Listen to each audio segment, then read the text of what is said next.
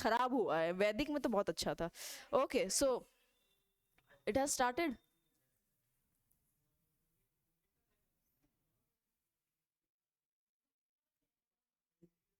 नहीं नहीं, अभी कहाँ बुद्धिज्म, अभी पोस्ट वैदिक हम एक बार डिस्कस कर लेते हैं क्या हुआ। अ, और क्लास के बाद जो है, हाँ हाँ, मे ओके, क्लास स्टार्ट हो गई है, ओके चलो चलो ठीक है। सो हमने लेटर वैदिक तक कंप्लीट कर लिया, नाउ इट्स पोस्ट वैदिक। सो पोस्ट वैदिक में क्या होता है, हमने डिस्कस किया था ना कि आयरन आ चुका था, ठीक है, आयरन आ चुका था तो उसकी वजह से जो है एग्रीकल्चर बढ़ा, सेटलमेंट्स बढ़े, वेपनरी और बेहतर हुई, लड़ाई झगड़े चीज़ें हुई। सो पहले जो कैटल प्रॉपर्टी थी, अब कैटल से ज़्यादा अब ज़मीन जायदाद किंगडम राज्य वाली जो चीज़ें हैं, राज्य यानी किंगडम का concept, this was coming into existence. So kingdom अभी तक क्या क्या था, एक तो होता है मोनार्की, अभी जब हम आगे पढ़ेंगे, ठीक है। सो मोनार्की, गण, गण यानी वही ओलिगार्की, ओलिगार्की जैसे या फिर एक रिपब्लिक है। सो रिपब्लिक में कुछ कुछ टाइप्स हैं, यही 600 बीसी से लेकर के, why it is blank, post वैदिक एज, पोस्ट वैदिक एज के बाद से ही और साइमल्टेनियसली वी कैन से मौर्यन एज शुरू होता है, ठीक है। अब मौर्यन एज की सबसे बड़ी जो खास बात है वो है किंगडम्स, ठीक है। मौर्यन एज के साथ बहुत सारे किंगडम्स आए। एक मैप मिला होगा आपको एनसीईआरटी में जब आप मॉडर्न एज पढ़ेंगे।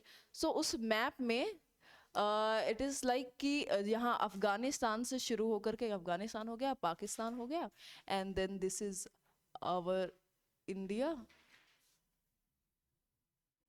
ठीक है। सो उसमें कुछ कुछ जो है जगहें हैं, ठीक है, यहाँ तक्षशिला होगा, ठीक है, और ऐसे कुछ कुछ जो किंगडम्स हैं उनके नाम हैं, ठीक है। सो उसको आपको उस मैप को अपनी नोटबुक में थोड़ा क्लियर तरीके से, जैसे मैप में थोड़ा सा धुंधला है, क्लियर नहीं, विजन क्लियर नहीं हो रहा है, सो अपनी कॉपी में जहाँ पे मॉडर्न एज शुरू करेंगे उसमें उसको टू द पॉइंट बना लो अच्छे से, सो दैट आपके दिमाग में क्लियर हो जाए। अब उससे क्वेश्चन कैसे आता है, कभी कभी तो ये क्वेश्चन आता है कि जैसे उन्होंने वज्जी लिख दिया, मगध लिख दिया, शाक्य लिख दिया, and then they will ask कि वेस्ट टू ईस्ट में इसको ऑर्डर में अरेंज करना है, ईस्ट टू वेस्ट में करना है, नॉर्थ टू साउथ करना है, रिपब्लिक्स, मोनार्की, ओलिगार्की में इसमें इसमें कौन से में रिपब्लिक था, कौन से में मोनार्की था, कौन से में ओलिगार्की, ठीक है। सो इस तरीके के क्वेश्चन आते हैं मैप बेसिस पे, ओके। इसको आप, इसमें भी है, हाँ इसमें भी है, थीम्स में भी है, थीम्स में इनफैक्ट और भी अच्छे तरीके से है, Kamboja, Gandhara, Takshashila, Panchala, Kaushal, Kashi, Malla, Vajji, Magadha and all that, ठीक है।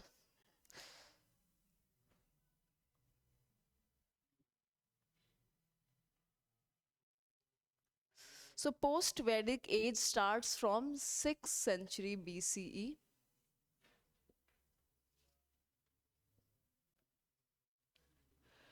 इसके पहले तक आपको ध्यान है हमारा वैदिक एज चल रहा था कितना, 1500 टू 600। नाउ 600 BCE में अब ये है, इसमें बहुत सारे चेंजेस आते हैं, चेंजेस और we can say progress, progress in terms of extension, land extension में प्रोग्रेस, और एक एक ओपिनियन ये हो सकता है कि in terms of social life, यानी जो वर्ण सिस्टम है उस हिसाब, उस वर्ण सिस्टम में थोड़ी सी रिजिडिटी आई, महिलाओं की स्थिति थोड़ी सी नीचे हुई, ओके।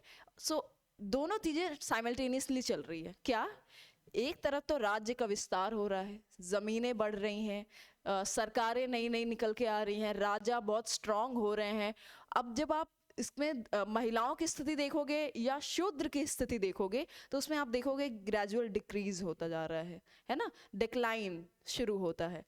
अब इससे एक आप ये समझ सकते हो कि विमेन की पोजीशन क्या है, ठीक है। जब आपको ग्लोबलाइजेशन या फिर सोसाइटी वाले सिलेबस में जब विमेन की स्थिति को लेकर सवाल आता है तो एक बहुत बड़ा ये भी कारण है कि अब जैसे जैसे राज्य स्ट्रांग हुए, अर्ली वैदिक पीरियड में क्या था, संपत्ति का कॉन्सेप्ट नहीं था, ठीक है, कैटल्स ही थे, women main they all were equal almost everywhere, ठीक है, सब चीज़ें सही थी। अब धीरे धीरे जब संपत्ति आ रही है, जब संपत्ति आती है ना, तो दो चीज़ें होती हैं। एक तो आपका दिमाग उस सेंस में रिसोर्सेस के सेंस में आगे भी बढ़ता है, बट चीज़ों को इकट्ठा करना, उसको संजो के रखना, उसको बचा के रखना, काइंड ऑफ इनसिक्योरिटी ब्रिंग्स ना। ये कहा भी जाता है कि जिसके पास बहुत ज़्यादा पैसा होता है उसकी रातों की नींद इतनी चैन भरी नहीं होती, right. So it's like that, एक तरफ प्रॉपर्टी अच्छे से एक्वायर की जा रही है, किंगडम्स बढ़ रहे हैं, अब उनको चाहिए कि हमारी जो महिलाएं हैं, ठीक है, वो सिक्योर्ड होनी चाहिए, ज़्यादा बाहर नहीं जानी चाहिए, है ना, या दूसरे राजा दूसरे किंगडम के नज़र में नहीं आना चाहिए। तो काइंड ऑफ ये डेवलपमेंट हो रहा है बहुत ही स्लाइटली, ये चीज़ें बहुत धीरे धीरे होती हैं, इसको बोलते हैं सोशल ट्रांजिशन। जो सोशल ट्रांजिशन होता है ना, ये हमेशा से, इवन अभी भी, this is a very slow process, बहुत ही स्लो प्रोसेस होता है। एक छोटी छोटी प्रथा, छोटी छोटे रिचुअल्स, छोटी छोटी धारणाओं से बनते ही जब हम उसको 100 साल के गैप में देखते हैं, तब हमें लगता है अच्छा अभी घूंघट नहीं था, अब घूंघट आ गया, अभी तक घूंघट नहीं था। अब जैसे हमारे यहाँ हिंदू कल्चर में घूंघट वाला कॉन्सेप्ट नहीं है, नहीं था, ठीक है, वैदिक काल में नहीं था, पोस्ट वैदिक में नहीं था, मौर्यन में नहीं था। मौर्यन काल की जो मूर्तियां आप देखोगे, it is like that can not possible even till now, that kind of exposure was there in terms of body exposure, वो आज की डेट में नहीं हो सकता, इतना ओपन था। हम जब मिडीवल इंडिया पढ़ेंगे आर्ट एंड कल्चर, तो उसमें हम जब 10th 11th 12th सेंचुरी की पेंटिंग्स देखेंगे, सो उसमें यू विल सी कि जो उस समय के क्लोथ से कितने अलग तरीके से थे, okay, almost bare body, almost, ठीक है, ghagra was there, some sort of sari was there, but इतना ढका ढुका घूंघट ये सब आपको नहीं दिखेगा। इसकी शुरुआत होती है, अगर देखा जाए हम कैसे ये सब समझते हैं, पेंटिंग्स को देखते हुए। पुरानी पेंटिंग्स, अजंता अलोरा की पेंटिंग्स देखोगे 5th सेंचुरी 4th सेंचुरी या उससे थोड़ा सा पहले की, सब कई चरणों में वो बनी है। सो उनकी पेंटिंग्स आप देखोगे तो कैसी है, काफ़ी ओपन है। थीम्स की जो किताब है उसमें वो पेंटिंग बनी हुई है। एक है 11th क्लास की आर्ट एंड कल्चर, ओके, उसमें भी introduction to Indian art and culture, उसमें वो पेंटिंग्स बनी हुई हैं। सो यू विल सी कि दैट काइंड ऑफ ड्रेसेस, किस तरीके का उनका अटायर होता था, and then you will move towards 13th 14th century की पेंटिंग्स। सो फिर उसमें सब कुछ ढकने लग जाता है। सो एक ऐसा मत है या एक ऐसा ओपिनियन है हिस्टोरियंस का कि जब मुगल्स आए तो क्योंकि लड़ाइयाँ, क्लैशेस, ये सब शुरू हो गया था, सो सबसे पहले आदमी क्या करता है, विमेन को जो है अंदर करने की कोशिश करता है, उनको ढकना, उनको छुपाना, है ना, पर्पस तो ये होता है कि इनको सिक्योर करना है, ठीक है, बट देन उनको सिक्योर करने के चक्कर में you and that particular individual या उस जेंडर को आप पूरी तरीके से ढक देते हो, ठीक है। सो वेमेन के साथ ऐसा हुआ, मुगल्स आए, धीरे धीरे हम लोग ढकते गए और ये घूंघट आ गया एंड बहुत सारी चीज़ें आ गई। इनफैक्ट छोटा सा फैक्ट है, और इसमें ये भी कहा जाता है कि जो हिंदू शादियां होती हैं वो दिन में होती थी, है ना, अर्ली टाइम पे ये दिन में होती थी, क्योंकि हमारे लिए सूरज जो है सबसे बड़े देवता माने जाते हैं, ठीक है। तो सूर्य की रोशनी में पॉजिटिविटी होती है, ब्रह्म मुहूर्त में होना चाहिए, सूर्योदय के साथ शादी होनी चाहिए। बट ओवर द टाइम ये जो मुगल इन्वेजन्स थे, है ना, और जो हिंदू औरतों के साथ जो भी होता था, उनके साथ अत्याचार होना या फिर किडनैप कर लेना या जो भी चीज़ें होती थी, सो उसकी वजह से एक नया ये तरीका, एक धीरे धीरे ये पैटर्न डेवलप हुआ जहाँ रात में शादियाँ होती थी, और ये अभी भी होता है मेजरली, है ना, रात को 2-3 बजे का मुहूर्त निकलता है। So it's like that, it derived from there. So see कि मतलब ये कैसे धीरे धीरे ये पनपा होगा, है ना। कुछ लोगों ने औरतों को बचाने के लिए रात में शादियां, चुपके से शादियां करना शुरू की, क्योंकि उठा ले जाते थे वो, ठीक है। सो छुपके शादी करना शुरू की घर के 4 दीवारी के अंदर, एंड देन धीरे धीरे वो जो है एक प्रॉपर एक फेनोमेना बन गया, एक कस्टम की तरह बन गया, राइट। अब वो कस्टम अभी तक चल रहा है, हालांकि अब फिर भी काफ़ी बदलाव आ रहा है, अब लोग दिन में प्रेफर करते हैं। सो इट्स लाइक दैट। तो पूरी हिस्ट्री में जब आप पढ़ोगे ना, तो यही चीज़ देखोगे कैसे इंसान क्या था, कुछ नए लोग आए या फिर कुछ नए बदलाव आए। अब बदलाव ज्योग्राफी का भी हो सकता है, नेचर का भी हो सकता है, कल्चर का भी हो सकता है, कम्युनिटी का भी हो सकता है। कुछ नए कबीले आ गए, अब उनकी कुछ चीज़ें हमने अडॉप्ट कर ली, हमारी कुछ उन्होंने अडॉप्ट कर ली। उनके आने से हमने अपने लाइफ में कुछ बदलाव किया और वो जब यहाँ आए तो उनमें भी बहुत सारे बदलाव आ गए। सो इट्स लाइक दैट। तो कल्चर जो होता है हमेशा ऐसे ही डेवलप करता है, हमेशा कभी भी एक बहुत ही कॉन्सेंट्रेटेड फॉर्मूला इसमें काम नहीं करता। चीज़ें मिक्सचर के साथ चलती हैं। ठीक है। सो पोस्ट वैदिक एज 6 BC से शुरुआत होती है इसकी। एंड सबसे पहली चीज़ जो इसमें होती है वो यही है कि एक remarkable progress towards kingdoms happens. ठीक है। किंगडम का कॉन्सेप्ट आया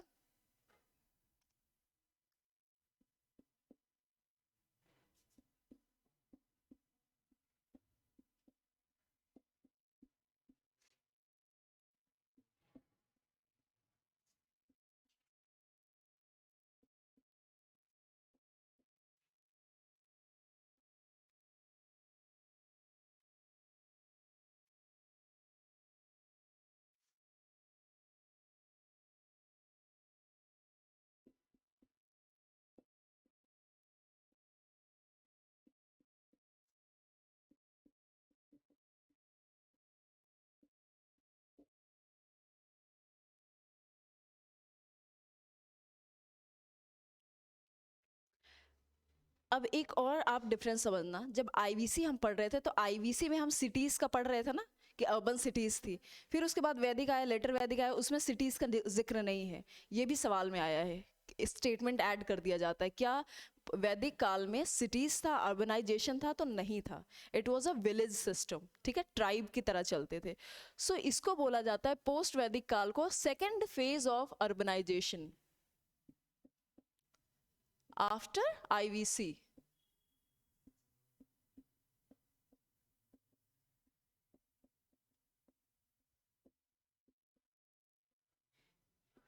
IVC, that is Indus Valley Civilization.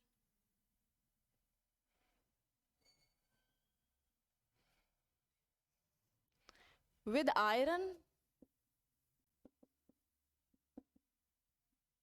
now agriculture,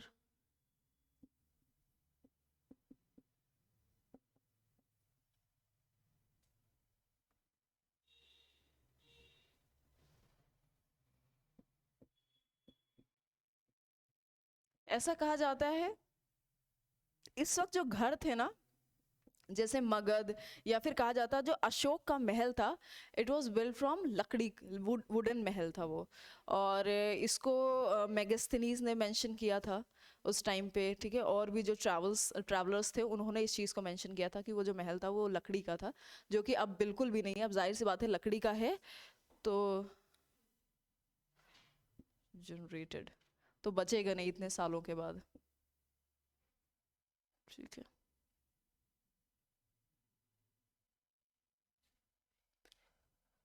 With iron, art and craft are also increased. अब मौर्यन काल की पॉटरी आप देखोगे तो मौर्यन काल की पॉटरी, इसकी फोटो भी बनी हुई है, वही 6 वाले में भी, थेम्स में बनी है, आर्ट एंड कल्चर वाले में बनी हुई है। उसकी पॉटरी में आप चेंज देखोगे कि बहुत ही पॉलिश्ड शाइनी पॉटरीज आ रही हैं।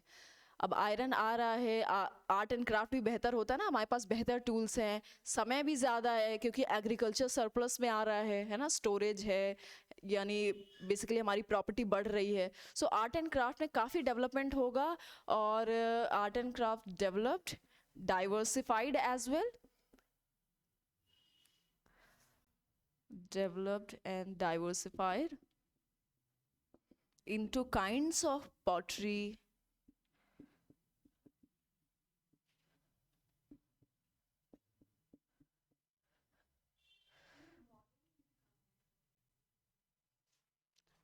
what, क्या? नहीं नहीं, पोस्ट वैदिक काल की बात, मौर्यन अभी मतलब डेवलप हो रहा है। अभी हम मौर्यन के बारे में बात करेंगे। मौर्यन एज कहाँ से शुरू होती है? 600 BCE से शुरू होती है, राइट? 600 500 BCE से लगभग लगभग वो शुरू हो रही है। ठीक है। धीरे धीरे किंगडम्स का डेवलपमेंट हो रहा है। तो मैं आपको ये बिल्कुल एमर्जिंग वाले जो फीचर्स हैं वो बता रही हूँ। प्रॉपर मौर्यन में आएंगे तो हम उनके 16 किंगडम्स के बारे में भी बात करेंगे, ठीक है। सो ये एमर्जेंस है।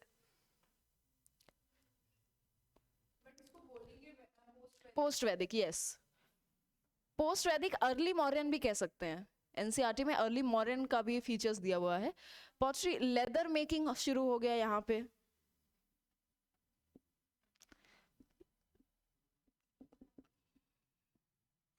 Leather making in the sense tanneries के फॉर्म में और भी बेहतरीन तरीके से।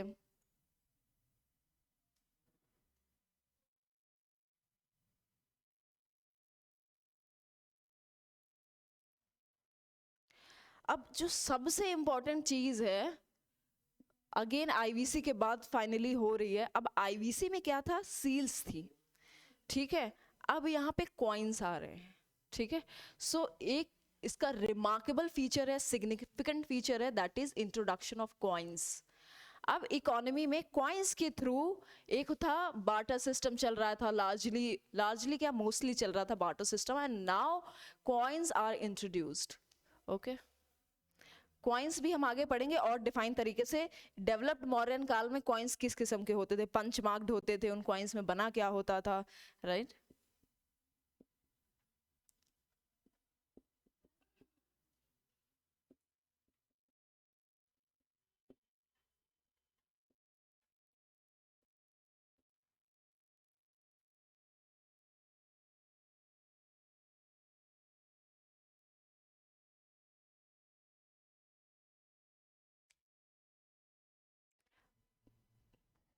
ये तो इसके कुछ जनरल फीचर्स हो गए। अब जनपद्स की बात कर लेते हैं, ठीक है। अभी हम इन जनरल जनपद की बात कर रहे हैं, जो मैंने मैप सुनाया था ना आपको, अफगानिस्तान से लेकर के ईस्ट तक का, ठीक है। इन जनरल जनपद की बात कर रहे हैं, किस टाइप की होती थी। तो जनपद मेनली 3 किस्म की हुई। एक तो हुआ रिपब्लिक, एक हुआ मोनार्की, एक ही राजा है, एक हुआ ओलिगार्की।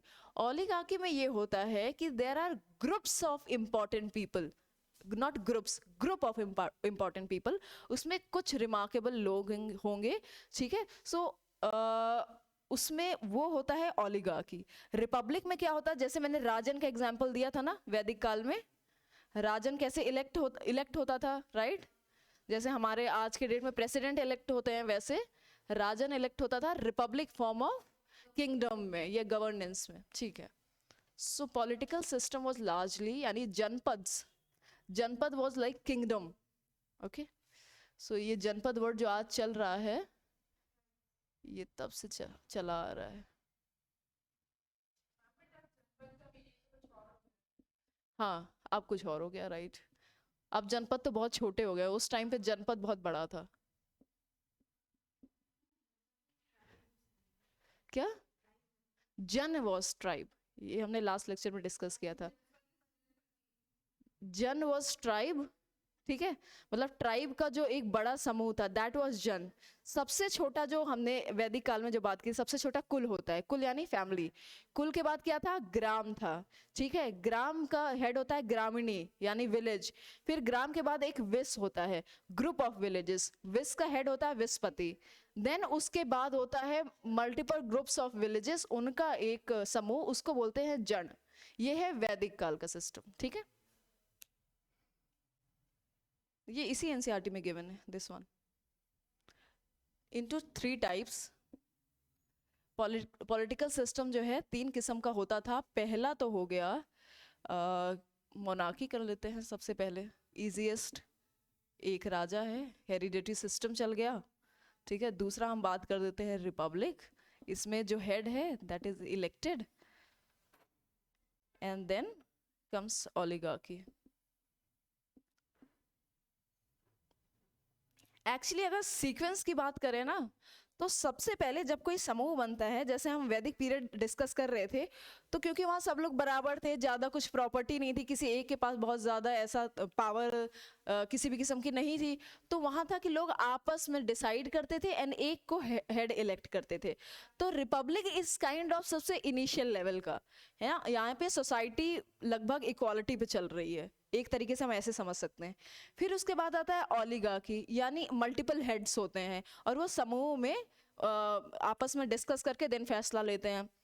जब monarchy is final stage, monarchy क्या होता है, हेरिडिटी हो जाता है, राजा का बेटा राजा वाला। So this is kind of, जब ये सारी चीजें स्ट्रांग हो गई, मान लो जो रिपब्लिक में, जो यानी इनिशियल स्टेज हुआ रिपब्लिक, रिपब्लिक में एक इंसान को हेड इलेक्ट किया, राजन बनाया गया, ठीक है, उसने बहुत अच्छा काम किया, बहुत अच्छा काम किया, उसके जो बेटे हुए उनको भी प्रॉपर शिक्षा दीक्षा दी गई, एंड देन जब वो बड़े हुए तो ऐसा हुआ कि भाई वो भी उतना ही काबिल है जितना कि वो राजा, उसको बना दिया गया, ठीक है। सो ऐसे करके धीरे धीरे ये चीजें मतलब एक प्रॉपर सिस्टम बन गई। Okay, so monarchy is rule of one person. इसका सबसे बड़ा एग्जाम्पल है मगध।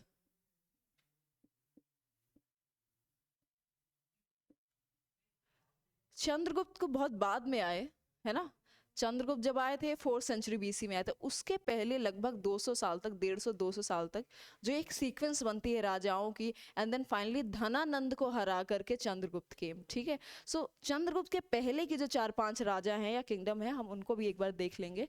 सो मगध हेरिडिटरी बन गया, और रिपब्लिक में head is elected.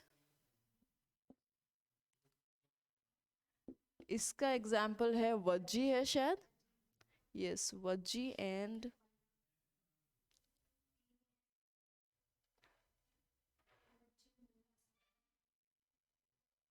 No, Vajji is oligarchy. Shak Lichchhavi, शाक क्लैन कौन सा है, लिच्छावी। एक्चुअली ये दोनों ना आपस में इनके रिश्ते भी थे कुछ, किसकी शादी किसी से, यस यस यस, क्या नाम था उनका, Yashodhara. Vajji is oligarchy. Oligarchy is the rule of group of people.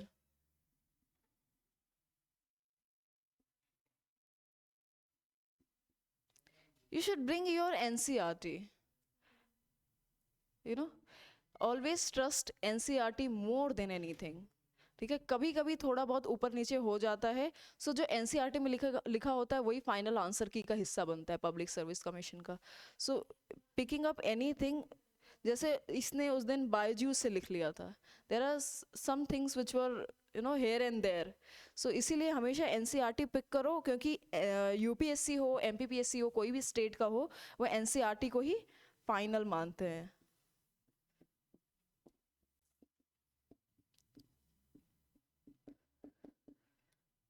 ठीक है, सो ये जनपद यानी पॉलिटिकल सिस्टम है।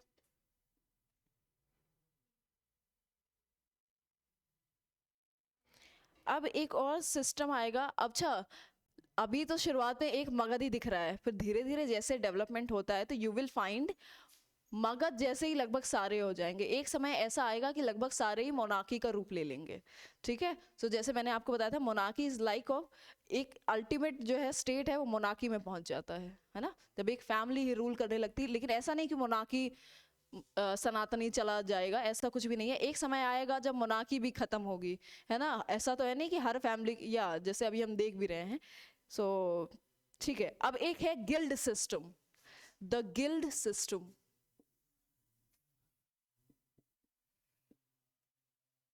इसके बारे में भी सवाल आया कि गिल्ड क्या थे उस समय पे। सो गिल्ड सिस्टम में ये होता है, जैसे हम देखते हैं ना, लोहार, सोनार, ठीक है, बढ़ई, कारपेंटर हो गया, या फिर एम्ब्रॉयडरी करने वाले जो होते हैं, ठीक है। सो ऐसे समूह बन गए थे, उन समूहों को गिल्ड बोला जाता था, और एक समूह का किसी पर्टिकुलर इकोनॉमिक एक्टिविटी से रिलेशन था। जैसे लोहारों का एक ग्रुप बन गया, सो एक गिल्ड है जिसमें सारे लोहार एक पर्टिकुलर इकोनॉमिक एक्टिविटी से बिलोंग करते हैं। कुछ होते थे जो करेंसी एक्सचेंज करते थे, क्योंकि अब तो कॉइन आ गई है, ठीक है, सो अब करेंसी वाला सिस्टम आ गया है। सो कुछ ऐसे लोग थे जो करेंसी एक्सचेंज करने का भी काम करते थे, उनका एक गिल्ड था। कुछ थे जो सुनार थे, उनका एक गिल्ड था। कुछ थे जो राशन पानी उसमें पूरा करते थे काम, अपना ट्रेड, उनका सिस्टम हो गया। कुछ ऐसे थे जो ट्रेड करते थे, लाइक एक कंट्री से दूसरी कंट्री, यानी एक किंगडम से दूसरे किंगडम, उनका एक गिल्ड हो गया। Yes, so guild or shrines were organization involved in different kinds of organizations involved in different kinds of economic activity.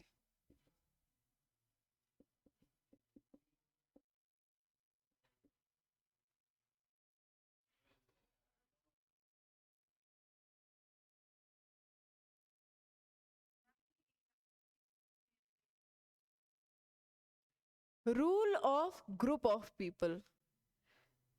Coalition government सुना है ना, जहां पे 2-3 लार्ज पार्टीज मिलकर के बनाती हैं. तो कोई जब डिसीजन, जैसे फॉर एग्जांपल अगर ये मेजॉरिटी गवर्नमेंट नहीं होती, एनडीए होती, कांग्रेस भी होती, इसमें शिवसेना भी होती, तो जीएसटी अगर जब लाना होता तो शिवसेना का जो लीडर है उससे भी पूछा जाता, कांग्रेस वाले से भी पूछा जाता, एंड देन उसको लाया जाता. आता नहीं आता अलग बात है, लेकिन ऐसे कि यहाँ पे ग्रुप ऑफ पीपल हैं जिन्होंने मिलके सरकार बनाई हुई है, and they all are important. ठीक है, तो कोई भी डिसीजन मेकिंग होगी, कुछ भी बदलाव लाना होगा तो सबको आना है उसमें साथ में. ठीक है, सबके डिसीजन, सबकी सहमति की जरूरत है. सो उस किस्म का किंगडम था वज्जी. ठीक है, हालांकि over the time everyone will turn into monarchy. अब ये जो गिल्ड सिस्टम से ये वोकेशनल नॉलेज भी ट्रांसफर करते थे, मतलब जाहिर सी बात है इनका एक समूह है, तो ये जो है अपने समूह के जो नए बच्चे आ रहे हैं सिखाना पढ़ाना, वो इनका अपना जुडिशियल सिस्टम भी था, मतलब रूल्स रिगार्डिंग पनिशमेंट्स ये इनके अपने थे.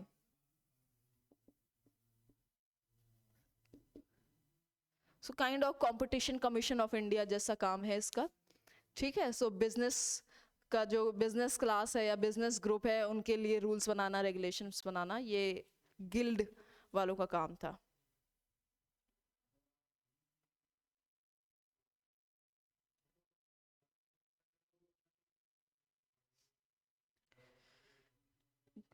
गर्म पानी है क्या किसी में? नॉर्मल है, दे दो.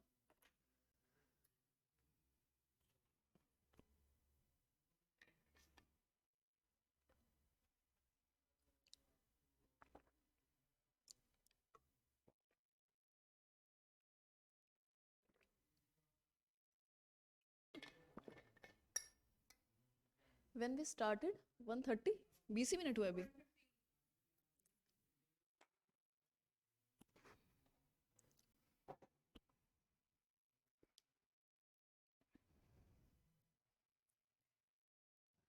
अब होगा एक, अब नया टर्म आएगा, वो टर्म है महाजनपद.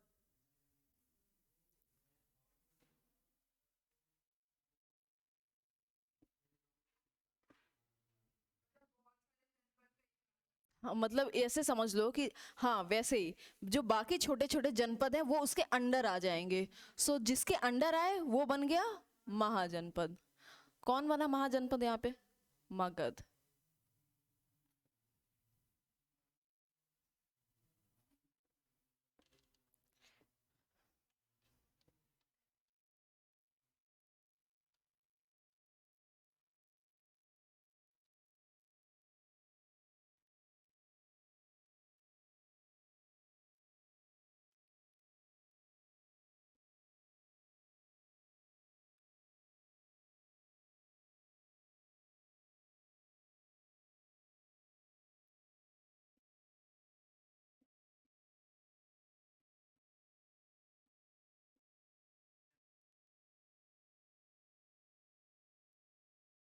अब देखो मगध की ज्योग्राफी जो है ना, इसके बारे में भी एनसीईआरटीज में बड़े अच्छे से लिखा हुआ है कि शुरुआत में मगध का जो कैपिटल था वो राजगृह होता था. ठीक है, आज की डेट में जिसका नाम है राजगीर. ठीक है, so initial capital was Rajgir और उस समय का राजगृह. ठीक है, राजगृह या राजगृह ये मगध का कैपिटल हुआ करता था. बट 4th सेंचुरी बीसीई में जब मगध जो है अच्छा खासा डेवलप हो गया था चंद्रगुप्त मौर्य के अंडर पे, है ना, he turn into very strong king. So उनके टाइम पे ये चला गया कहाँ? पाटलिपुत्र, जो कि आज का नहीं, बिहार तो है ही, मगध भी बिहार था, राजगृह बिहार था, पाटलिपुत्र क्या है? पटना। ओके। सो इनिशियली, सो इसका जो इनिशियल कैपिटल था,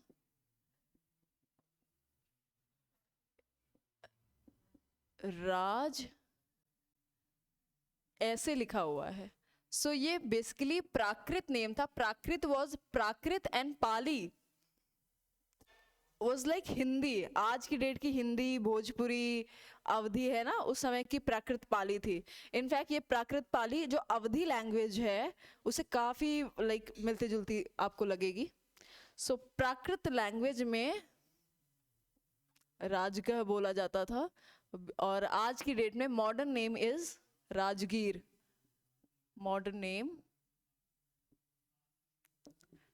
राजगीर इन बिहार। सोचिए उस समय बिहार कितना स्ट्रांग था, कितना बड़ा था। मतलब उस समय की दिल्ली आप समझ लीजिए, दिल्ली क्या, उस समय का लंदन समझ लीजिए। जो आज का लंदन है जितना पावरफुल है।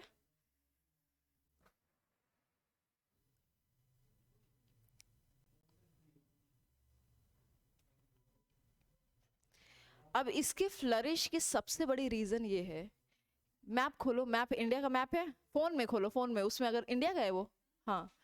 सो उसमें मैप में आप देखोगे, देखो जो आज का बिहार है या पटना देखो, स्पेशली पटना के पास से नदी जो निकल रही है, नदी निकल रही है ना,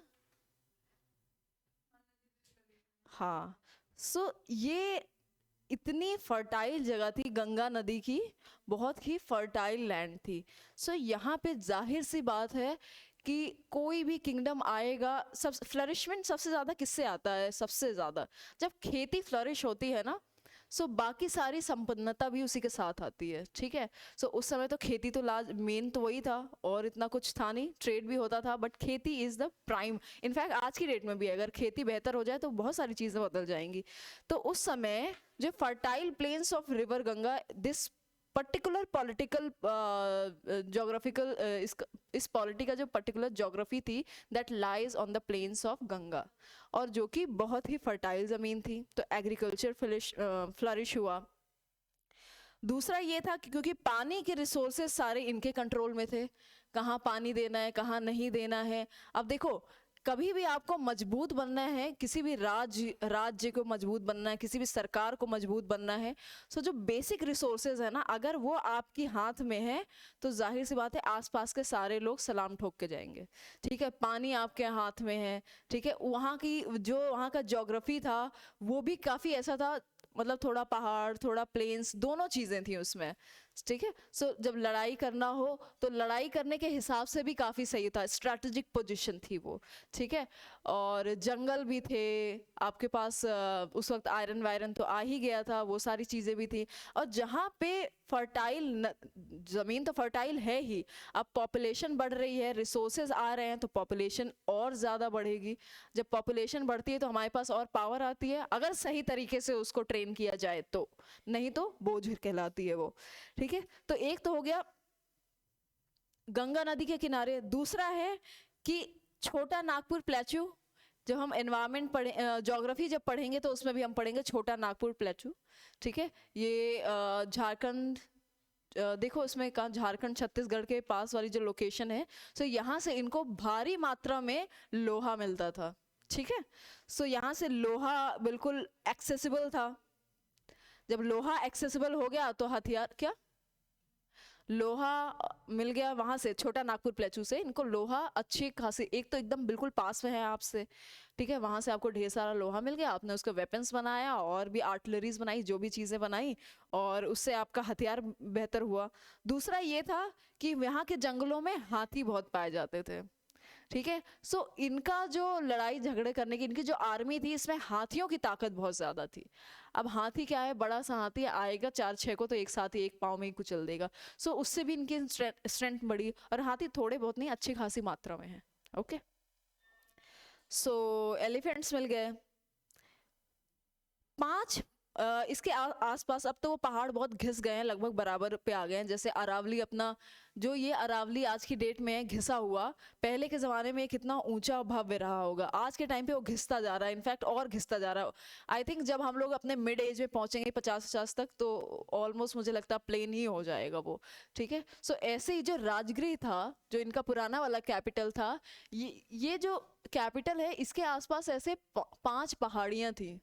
ठीक है, उससे क्या होता है, जब पहाड़ से आप घिरे हुए हो तो पहाड़ एक काइंड ऑफ वॉल की तरह काम करता है प्रोटेक्शन में, है ना। तो स्ट्रेटजिकली इनकी पोजीशन भी बहुत अच्छी थी, जमीन भी बढ़िया मिल गई, जंगल भी मिल गए, जंगल से हाथी भी मिल गए, पास में छोटा नागपुर प्लेटू से लोहा भी मिल गया, अब और क्या चाहिए, है ना। जाहिर सी बात है, आपने सब कुछ बढ़िया मिला उला करके अपना जो किंगडम बहुत स्ट्रांग कर लिया। सो इसके बारे में अब ये फैक्ट्स कुछ लिख लेते हैं। So earliest capital, initial capital was this, and then later on it shifted to, the capital shifted to Patliputra. One of my friend, when he went to interview, so I think he was from Bihar or somewhere, no, or maybe Delhi. So Delhi का पुराना नाम है इंद्रप्रस्थ। ठीक है, तो उनसे पूछा गया कि दिल्ली का एंशियंट नेम क्या, एंशियंट नेम क्या है, तो उन्होंने कह दिया, पहला क्वेश्चन था ये, उन्होंने कह दिया पाटलिपुत्र। तो कहते हैं अच्छा, तो फिर इंद्रप्रस्थ का, तो फिर इंद्रप्रस्थ तो पटना होगा ना। सो काइंड ऑफ ऐसे भी हो जाता है कि पहले ही सवाल पे जो है आपने चीज़ें गड़बड़ कर दी। तो उन्होंने व्यंग में बोल दिया, अच्छा पाटलिपुत्र दिल्ली है तो इंद्रप्रस्थ पटना हुआ। सो ऐसा नहीं होना चाहिए। ये सारी, क्या मध्य प्रदेश का है? नहीं, ये मध्य प्रदेश का है। नहीं नहीं, मध्य प्रदेश का नहीं है। अ, अच्छा, इसको हाँ मध्य देश बोला जाता है। इनफैक्ट आज भी जो लॉज हैं, इंडिपेंडेंस के जस्ट बाद के समय के जो लॉज या उसके उससे कुछ वक्त पहले के जो लॉज हैं, स्पेशली लैंड लॉज, सो उसमें दिखाया जाता है मध्य रीजन। सो मध्य रीजन में ये महाकौशल और इसके आसपास के कुछ रीजन आते हैं। ठीक है, और सो इस तरीके से था इसका नाम मध्य रीजन। और एक आधा हिस्सा जो ऊपर वाला हिस्सा, ये तो सेंट्रल प्रोविंसेस में ही आता था, यानी जो हाँ ये वाला, ये पूरा हिस्सा सेंट्रल प्रोविंसेस में भी आता था। सो ये तो काफ़ी बाद में इसको काट पीट करके इतना बनाया गया है। नहीं तो ये जो बड़वानी या नीचे वाला जो हिस्सा है ना, महाराष्ट्र के बॉर्डर वाला, ये फिर ये मध्य रीजन का ही हिस्सा बनता था, और इसी को हार्ट ऑफ इंडिया कहा जाता था। बट देन उसके बाद बॉर्डर्स को रिफॉर्म किया गया कल्चर बेसिस पे, है ना। कल्चर में भी लैंग्वेज बेसिस पे सबसे ज़्यादा, आप बड़वानी तरफ पहुँचोगे वहाँ आपको थोड़ा सा मराठी टोन आपको थोड़ी सी मिलेगी, हल्की फुल्की, एंड थोड़ा बहुत कल्चर में भी मिलेगा। एंड देन उसके नीचे तो फिर पूरा ही चेंज हो जाता है।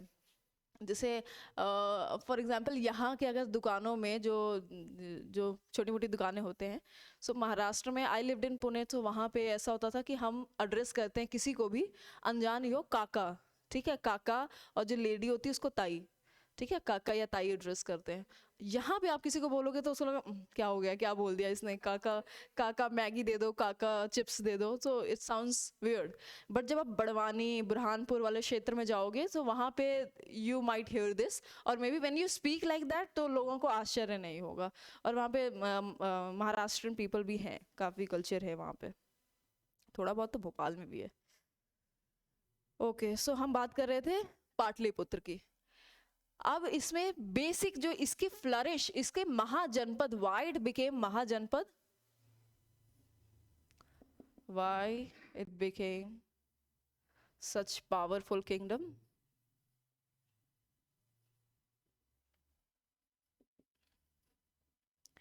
कभी कभी ऐसे इनडायरेक्ट भी सवाल आया हुआ है।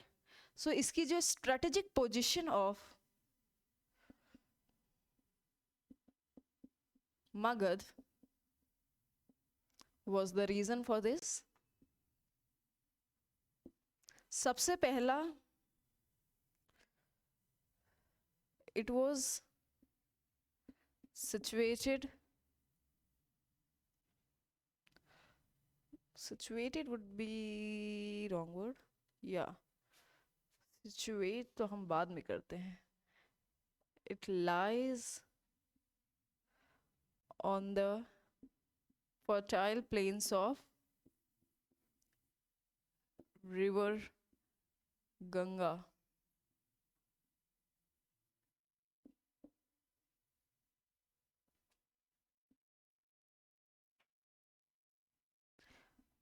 जो राजगृह है, it was surrounded by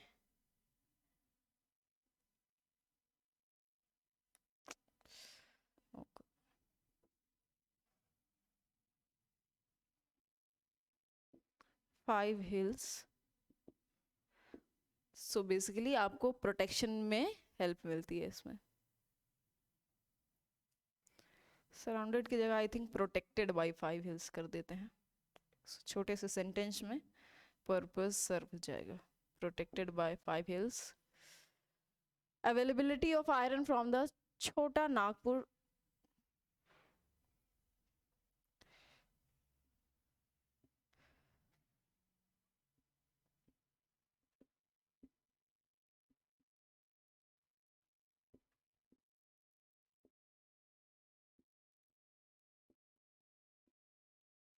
यहाँ पे आप देखोगे इस समय तक आते आते महिलाओं की जो स्थिति थी ना, महिलाओं की जो पोजीशन थी, वो भी काइंड ऑफ स्ट्रैटेजिक हो जाती है. कैसे? ऐसे कि अब जो महिलाओं का इस्तेमाल किया जाता था, इस्तेमाल is kind of I don't know may be controversial word, but हाँ काम तो कर रहा है एक्सप्लेन करने में. सो बेसिकली उनका ऐसे उसका जो मेन पर्पस होता था महिलाओं का, वो ये था कि जब हम किसी से शादी कर रहे हैं तो उनके पिताजी की जो भी किंगडम है वो हमारे अंदर आ जाएगी, है ना. सो इनफैक्ट चंद्रगुप्त मौर्य की जो शादी हुई थी उसका मेन पर्पस ये था कि ये जो अफगानिस्तान वाला जो हिस्सा था उसको हमको अपने अंडर पे, तक्षशिला को अपने अंडर पे लेना था. ठीक है, या तक्षशिला इंडिया में, अफगानिस्तान वो पाकिस्तान अफगानिस्तान के ऊपर वाला जो तक्षशिला है, मैप खोलिए आप, इसमें भी होगा. अभी अभी तुरंत खोलिए.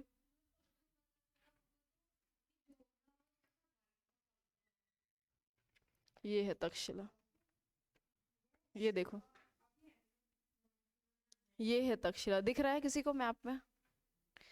ये पुराना मैप बना हुआ है, यानी ये अफगानिस्तान पाकिस्तान वाला एरिया है. ठीक है, ये है तक्षशिला, ये दिस इज तक्षशिला. यहाँ पे है गांधार. पाकिस्तानी इसको टैक्स जिला बोलते हैं, टैक्स जिला. हिंदी में तो हम तक्षशिला ही बोलते हैं. आगे यूनिवर्सिटी, जब आर्ट एंड कल्चर में यूनिवर्सिटी के बारे में भी पढ़ेंगे.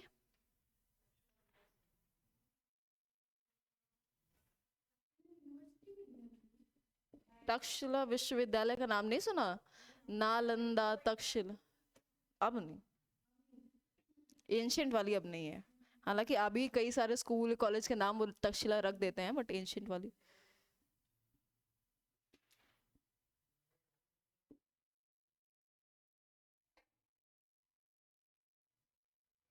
चौथी मेन चीज है elephants from the forest.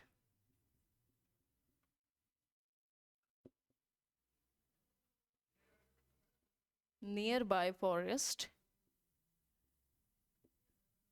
Included in army. उनको भी सिपाहियों का दर्जा मिल गया. सो ये सारी रीजन है जिसकी वजह से मगध जो है जनपद से महाजनपद बन जाता है कुछ ही वक्त में.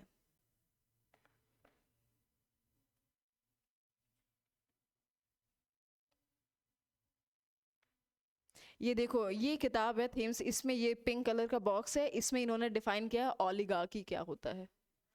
सो इसके बारे में बात कर रही थी कि ऐसे छोटे छोटे बॉक्सेस मिलेंगे, उसमें इतनी प्यारी इंफॉर्मेशन होगी ना कि will be like oh wow I didn't knew that. So oligarchy इसमें रेफर ऐसे किया गया है, oligarchy refers to a form of government where power is exercise by a group of men. ठीक है, जैसे रोमन रिपब्लिक,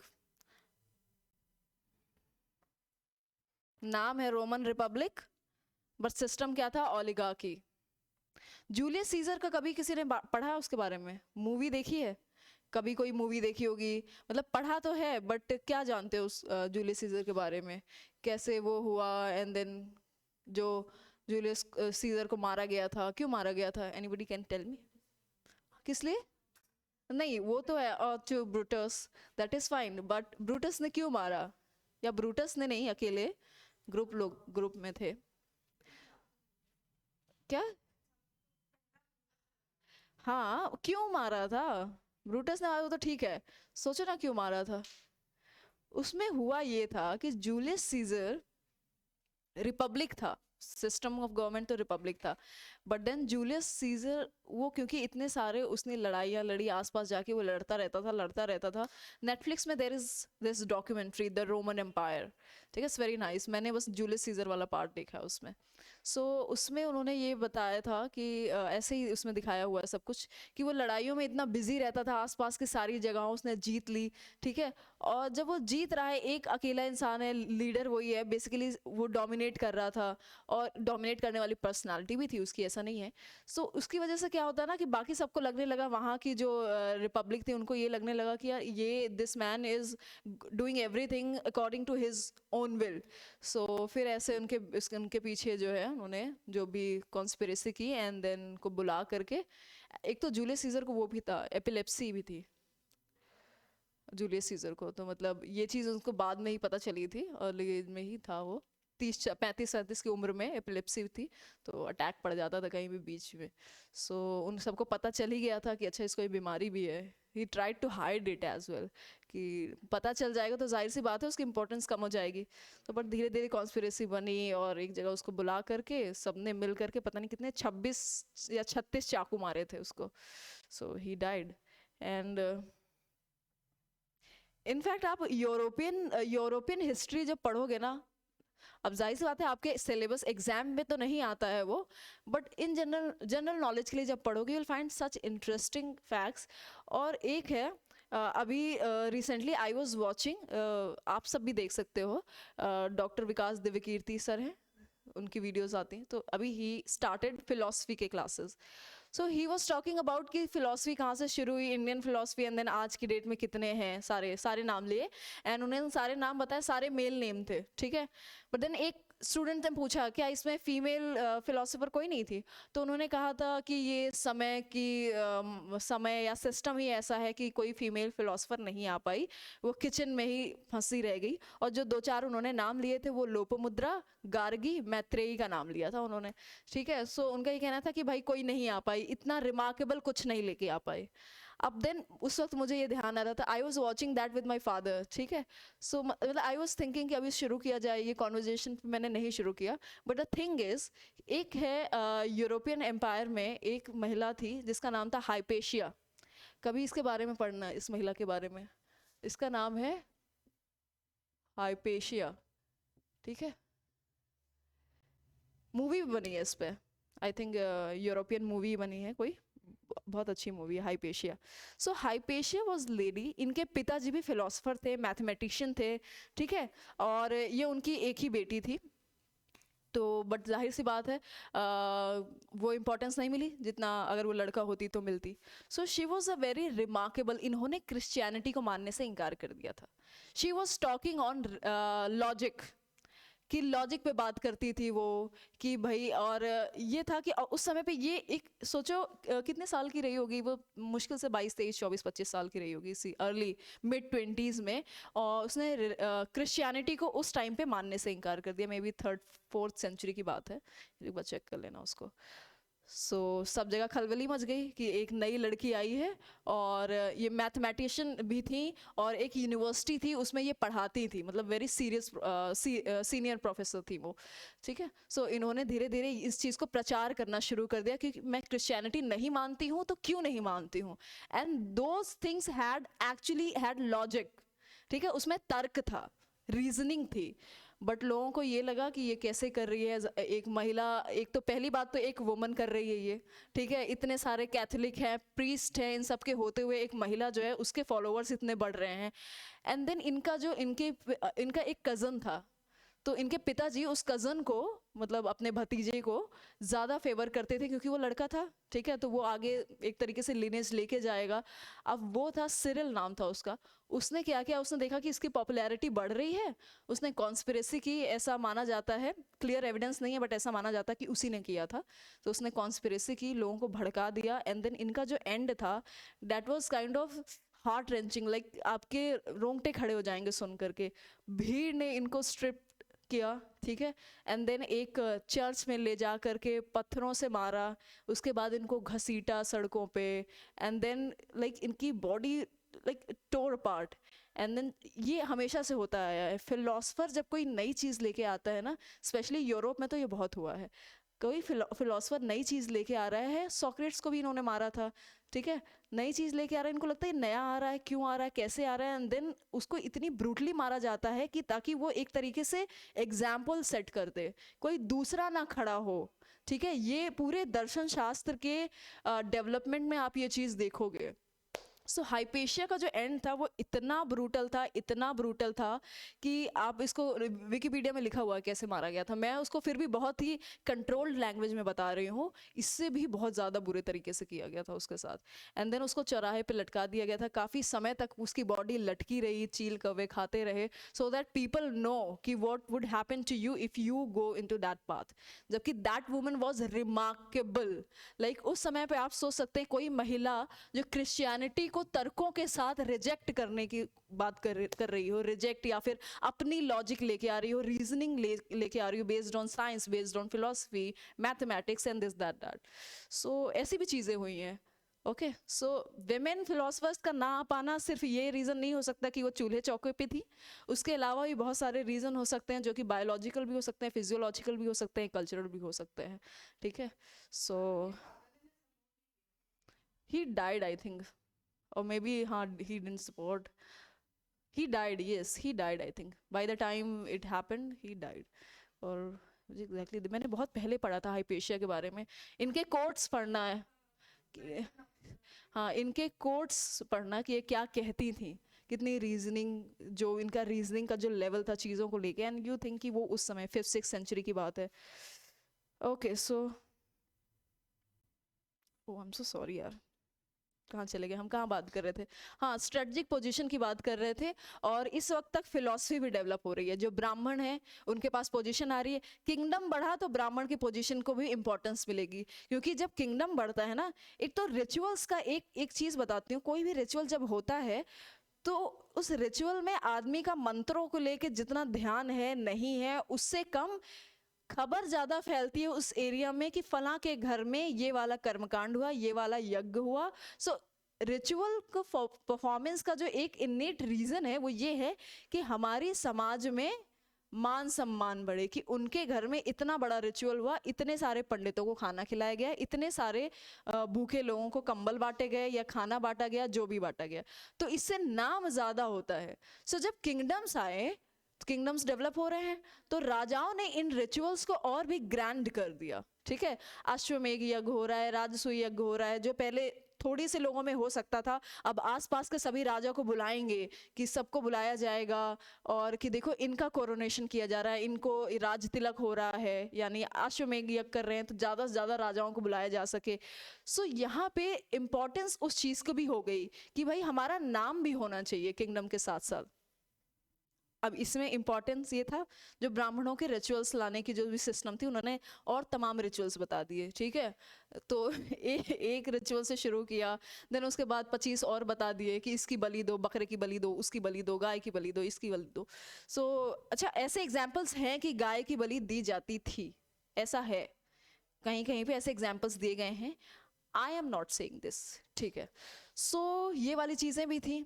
फिर जब अब ब्राह्मणों को ये हो गया, रिचुअल्स इंपॉर्टेंस आई, अब धर्मशास्त्र लिखने शुरू किए गए। धर्मशास्त्र वो थे कि जहाँ पे सारे रूल्स रेगुलेशंस लिखे हुए हैं, ठीक है, धर्मशास्त्र लिखने शुरू हुए। और धीरे धीरे ऐसा माना जाता है कि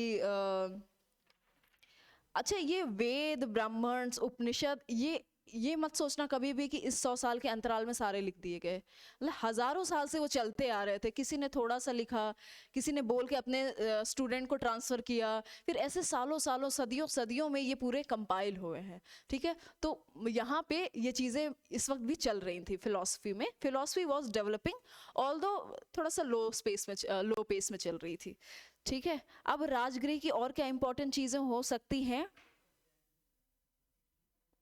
एक इंपॉर्टेंट पोर्ट है Tamralipti, I can't pronounce it, but एक इम्पॉर्टेंट पोर्ट है, उसको लिख लेते हैं, क्योंकि जहाँ तक मुझे याद आ रहा है कि ये सवाल में था, आई थिंक यूपीएससी के सवाल में ही था, ताम्रालिप्ति। मुझे इसका प्रोनाउंसिएशन नहीं आ रहा है, अगर कोई बिहार से है, वहाँ की लैंग्वेज समझ पा रहा है तो बता दे क्या है, पर ये सवाल में आया हुआ है क्या? Who? Really? Which part? Okay, nice. Important trade port was ताम्रालिप्ति। ये प्रीलिम्स फैक्ट है, स्टार लगा देना।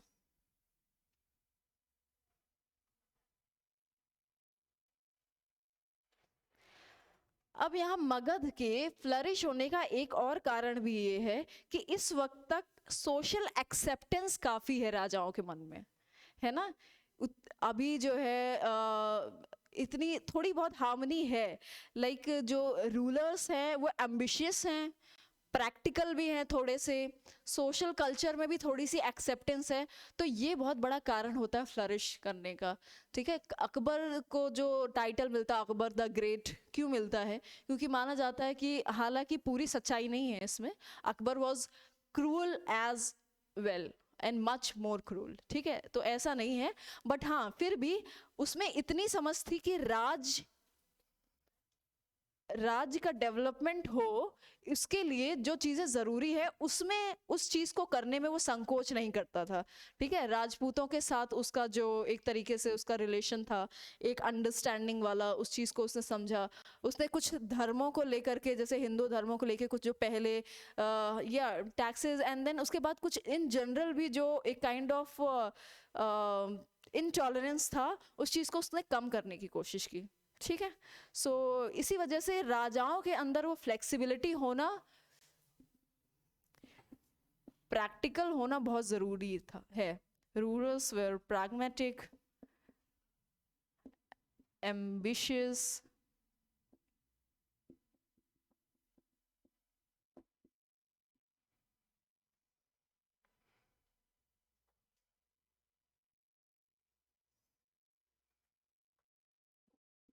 inflexible, sociocultural outlook. सबसे बड़ा एग्जाम्पल यही ले लो, जब धनानंद का अत्याचार बढ़ गया था और चाणक्य ने आगाह करने जब वो गए थे धनानंद के दरबार में, तो धनानंद तो क्योंकि उसके बाप दादा ने वो चीज़ डेवलप कर दी थी, किंगडम डेवलप हो गया था, तो उसको कुछ होश नहीं था, उसने उसकी बहुत बेइज्जती की और भगा दिया कि 2 कौड़ी का ब्राह्मण, तू क्या मुझे सिखाने आया है, समथिंग लाइक दैट। उसकी बहुत बेइज्जती की भरी सभा में, फिर भी उसने धनानंद को आगाह करने की बहुत कोशिश की। अब ब्राह्मण कौन थे? चाणक्य, ठीक है। आज की डेट में भी मतलब चाणक्य ने, ये कब की बात होगी, 500-400 बीसी की बात है, सो लगभग 2500 साल से ऊपर हो चुके हैं, लेकिन आज भी चाणक्य की कही गई बातें आज भी उतनी ही, लगभग उतनी ही रिलेटेबल हैं जितनी उस समय थी। बस एक एरिया है जो विमेन को लेके है, ठीक है। विमेन को लेके चाणक्य का जो ओपिनियन था वो मतलब कुछ ठीक नहीं है। बाकी जो इन जनरल राज्य को लेकर के है, शक्ति को लेकर के है, इकोनॉमी को लेकर के है, इंटीग्रिटी को लेके है, ईमानदारी को लेके है, वो सारी चीज़ें आज भी उतनी रिलेटेबल है। तो फिर चाणक्य ने, जो चंद्रगुप्त मौर्य थे, उनकी हिस्ट्री पता है, ही वॉज कोई शायद कोई लेबरर का बच्चा था वो, पिताजी थे नहीं, माँ लेबरर थी, and he found somewhere, he was walking and he found this striking बच्चा. ही थॉट कि ही इज़ वेरी इंटेलिजेंट और he has that kind of मतलब हिम्मत है उसमें उस किस्म की. तो उन्होंने उसको ट्रेन किया, बड़ी ही रिगरस ट्रेनिंग की, और फिर वही आगे चल के चंद्रगुप्त मौर्य बनता है. एंड देन उसकी शादी होती है, और जिससे शादी होती है दहेज में उसको तक्षशिला में मिल जाता है, उसका और विस्तार होता है. एंड देन बाद में वही चंद्रगुप्त मौर्य जैनिज्म में बदल करके चला जाता है कर्नाटक. ठीक है, सो ये उसकी छोटी सी कहानी थी. सो महाजनपद की हमने इनिशियल स्टेज देख ली, महाजनपद की शुरुआत कैसे हुई.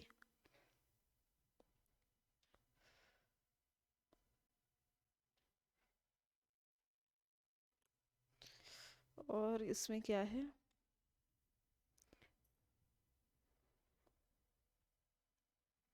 ये सब इसमें लिखा हुआ, जितना भी मैंने लिखा है ना, ये सब चीज़ें वही वही चीज़ें इसमें लगभग लिखी हुई हैं. एंड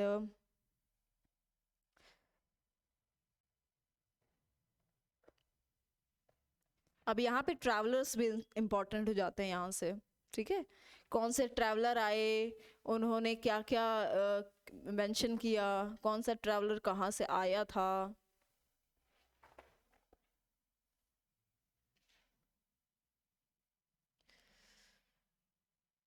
आज का बोरिंग तो नहीं लग रहा? लग रहा है. दिख रही मुझे उसकी मुंडी, लग रही है. मॉडर्न एज बोरिंग लग रही है.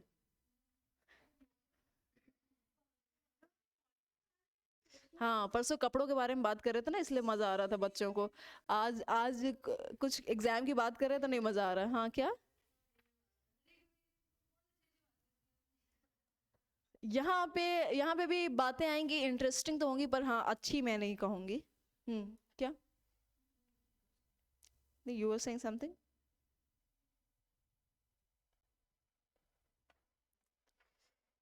वो चीज लिखा ना कि वुड इस्तेमाल होता था कंस्ट्रक्शन में. ठीक है, हाँ, ये मॉडर्न शुरू हो गया है अब. ठीक है, बट जो मौर्यन, ये देखो, ये 6th century BC से, बिल्कुल कंफ्यूज नहीं होना. पोस्ट वैदिक भी कह सकते हो, अर्ली मौर्यन भी कह सकते हो. ठीक है, क्योंकि यहाँ पे थोड़ा ओवरलैप हो रहा है. फिर हाँ, बट नहीं, बट अब इसके बाद जब मैं आपको जो धनानंद से पुराने वाले 4-5 राज्य हैं उसके बारे में जो बात करूंगी, तो उसका टाइमिंग यही है 600 से 400 BC वाला. राइट, सो आप समझ लो ये हम उसी की बात कर रहे हैं. मैंने मगध का पूरा डेवलपमेंट स्टैब्लिशमेंट आपको बताया. ओके, बट अभी मैंने ये नहीं बताया कि उस वक्त राजा कौन था, बिकॉज वो डायनेस्टी आपको अलग से बताऊंगी सीक्वेंस में. ठीक है, सो कंफ्यूज नहीं होना है. We are talking about early Mauryan. Mature Mauryan तब कहलाएगा जब जो वो चंद्रगुप्त मौर्य का जब पीरियड खत्म हो रहा है. ठीक है, और उसके बाद वाला जो शुरू हो रहा है बिंदुसार वाला, बिंदुसार एंड देन अशोक आएंगे. तो अशोक वाला जो टाइम है वो है एकदम मैच्योर मॉडर्न एज. क्योंकि अशोक सम्राट अशोक वाली जो बात है कि उन्होंने पूरे इंडिया को, किसके बाद, हाँ नंदा के बाद ही आएगा. Yes yes, Mauryan Nanda. Yes yes, dynasty की हम बात नहीं कर रहे हैं. हाँ ओके ठीक है, हाँ यू राइट, मौर्यन एम्पायर वही कहलाएगा. लेकिन बट ये जो डेवलपमेंट है जिस तरीके का, कि वो अर्लियन मौर्यन एम्पायर में क्लैश होगा. क्योंकि ये जो चीज़ है ना, जो हमने इसके पहले जो बात की थी, जो कैपिटल जो चेंज हो रहा है, वो कैपिटल जो चेंज हो रहा है वो अर्ली मॉडर्न वाले उसमें ही आ रहे हैं. ठीक है, सो मैं यहाँ पे एक थोड़ा सा एक लंबा टाइमलाइन है जो मैं शॉर्ट में बता रही हूँ. ओके,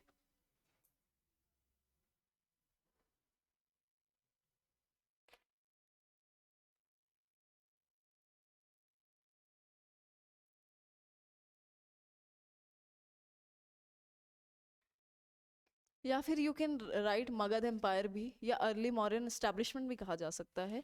एक बार एनसीईआरटी भी देख लो, एनसीईआरटी में किस तरीके से किया गया है, उसको डिवाइड किया गया है. बेसिकली उसको ऐसे कहा जाता है किंगडम्स.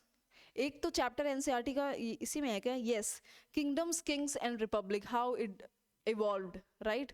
सो उसमें ये वाला टाइम आ जाएगा। बट देन इसके बाद जो है मगध एम्पायर। अब मगध एम्पायर में शुरू होता है हरियाणा का, एंड देन सिसुंग, देन नंद, ठीक है। फिर उसके बाद जो फॉरेन इन्वेशन शुरू होता है, उसके से फॉरेन, हाँ यस, ग्रीक इन्वेशन बेसिकली। फिर उसके बाद उस ग्रीक इन्वेशन और चंद्रगुप्त मौर्य, ये दोनों जो है साथ में साइमल्टेनियसली चलेंगे। सो एम्पायर तो काफ़ी लंबा है इसका, हरियाणा से शुरू होते हुए अशोका तक जाएगा ये। व्हाट?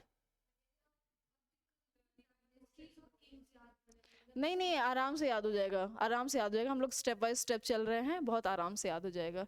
डायनेस्टीज एंड किंग्स, कोई दिक्कत की बात नहीं है। पहले से नहीं घबराओ। देखो इतना तो, इतना ध्यान रहेगा। थोड़ा सा इंट्रोडक्शन दे देते हैं डायनेस्टी को लेके। इतना ध्यान रखो कि जब वो अलेक्जेंडर वाला जो पीरियड आ रहा है ना, मोटा मोटी ध्यान रखो, अलेक्जेंडर का पीरियड, चंद्रगुप्त मौर्य का पीरियड। और ऐसा क्यों?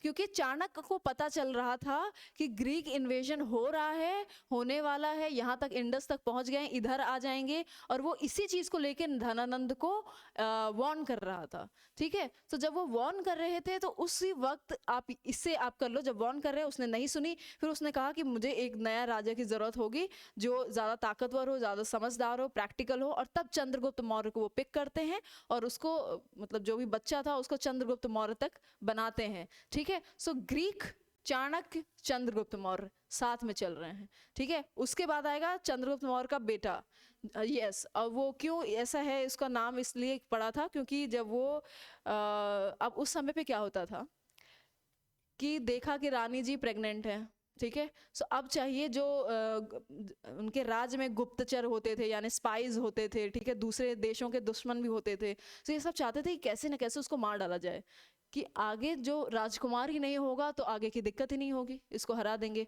तो जब चंद्रगुप्त मौर्य की पत्नी जब प्रेग्नेंट थी, यानी बिंदुसार जब पेट में था, तो उनको पॉइजन दे दिया गया था, ठीक है। अब चाणक्य को ये चीज पता चल गई थी। अब चाणक्य को पता चल गई, एंड शी वाज मतलब about to deliver, kind of एकदम मेच्योर एज में थी, 9 मंथ था समथिंग, 8 और 9 मंथ में। तो चाणक्य को पता चल गया, उसने पॉइजन खा लिया है। बट इससे पहले ज्यादा देर नहीं हुई थी, चाणक्य ने पेट काट के बच्चा निकाल लिया था।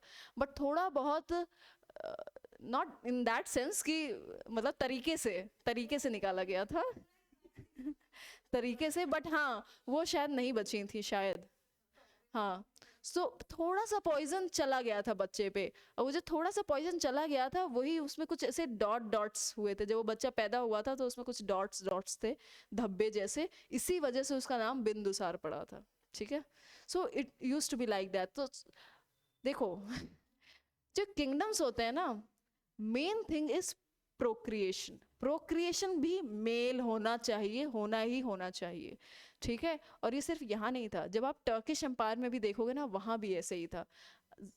राजा तो लड़का लड़का ही होगा, लड़का चाहिए ही उनको। बहुत इल्ले बिल्ले रेयर केसेस थे जहाँ पे लड़कियां राजकुमारियां बन जाती थी, बट इन जनरल वही था। सो रानी का पर्पस भी सिर्फ इतना था। यही दुख की बात है जो मैं आपसे बता रही थी ना, महिलाओं की पोजीशन क्या हो जाती है।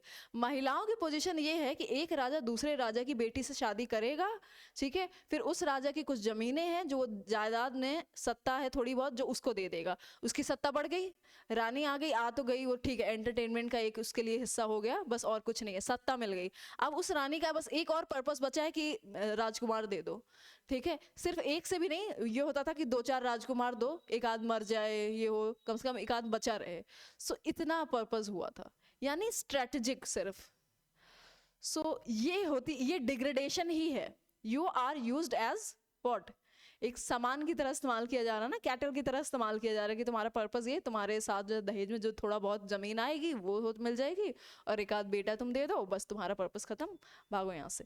So it's like that. So ये एक काइंड ऑफ डिग्रेडेशन है जो किंगडम्स के साथ बढ़ा, ठीक है। और अब जो थोड़ी बची खुची रानी की जिंदगी है या राजकुमारी की जिंदगी है, वो उसकी इज्जत या उसका अस्मिता बचाने में चली जाएगी, कि इसको इतना छुपा के रखो कि किसी की नजर ना पड़े, है ना, बस इसको विदा कर देना है किसी के साथ, उसके साथ जो है 4-6 किंगडम साथ में भेज देना है, ठीक है। That's it. So it was like that. So ये था डिग्रेडेशन किंगडम्स के साथ, जो महिलाओं के साथ आया। एंड ओवर द टाइम जब मुगल इन्वेशन आएगा ना, मुगल इन्वेशन में तो ये एकदम लोवेस्ट पे पहुंच गया बिल्कुल, ठीक है।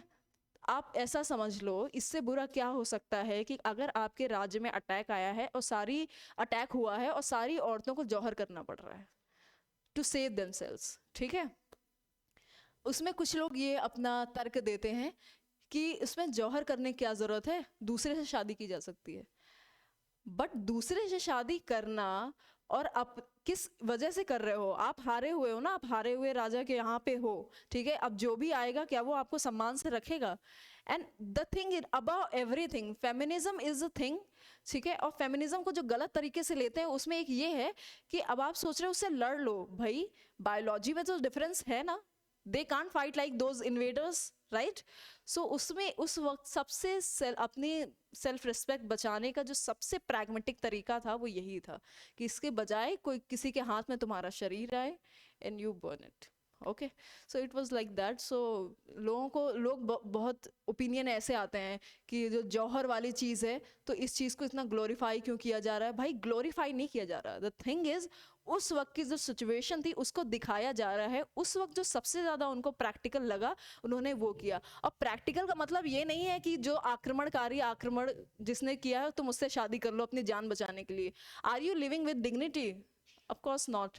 So it's like that. So ये जो वेमेन का डिग्रेडेशन शुरू हो गया है, ठीक है, पोस्ट वैदिक से, ठीक है, the more we reach forward, move forward, will see कि वो और ज़्यादा डाउन होता जाएगा, ठीक है। अब कल हम एम्पायर के बारे में पढ़ेंगे, ठीक है।